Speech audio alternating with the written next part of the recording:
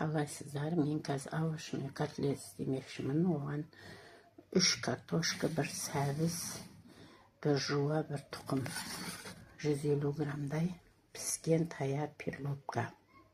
Картошканы төркіден өткізіп алдық. Үстіне тұз сеуіп, азғантай қойып қоямыз. Сәбізімізді төркіден өткізіп алдық. Өмізді майдалап тураймыз.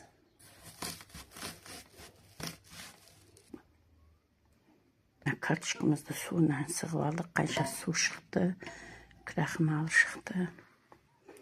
Міне мынандай сығып суын әбден шығарып. Енді сковородкамызға 20-30 грамм сармайып салып, жуанымызды қуырып аламыз. Енді суы шығып әбден қызарып қуырылу керек.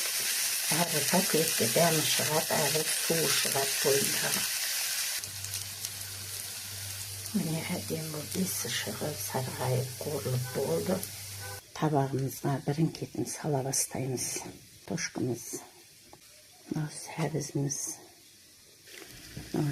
қуырып алған пиязымыз, 1 жұмыртқамыз, 150 грамдай қайнатылған перловка. Осы массамыздың үстіне чеснок саламыз, жарты қасық күріш саламыз. Тұз азғантай салдым мен. Бәрін жақсылап араластырамыз. Міне таярлап алған котлетімізді бүйтіп ұнға бұлғап.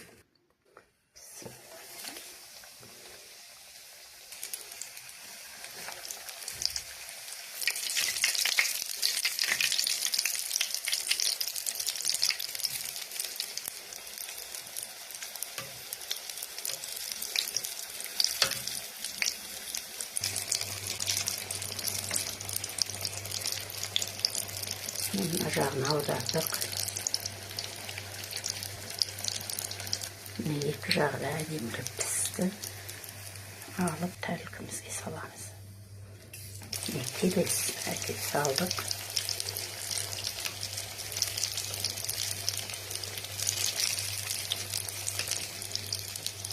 Міне келесін салдық.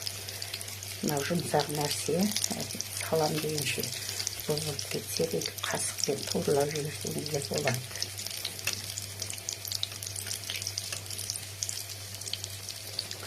Мына жағына аударамыз.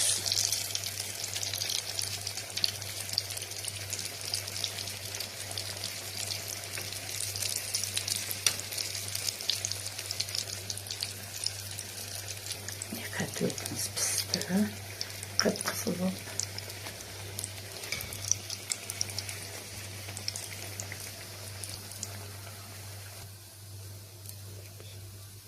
Міне котлетімізді қып-қызыл қылып әдемілеп пісіріп алдық. Ешқандай шашыраған жоқ. Қазір дәмін көретін боламыз. Мен мына майонез бен мына кетчупты қолдандым. Дәмін көретін боламыз.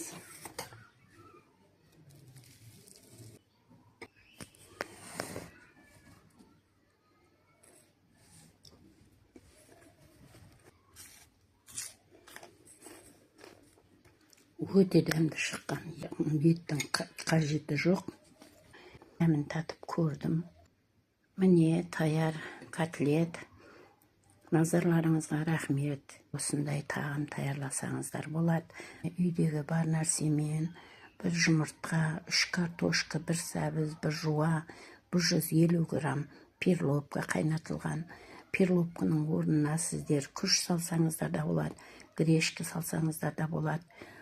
Таяр ауқат, бұған гарнирдің керегі жоқ, дәмі өте дәмді болған.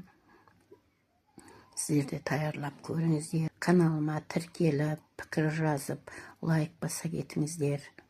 Сау саламатта болыңыздар.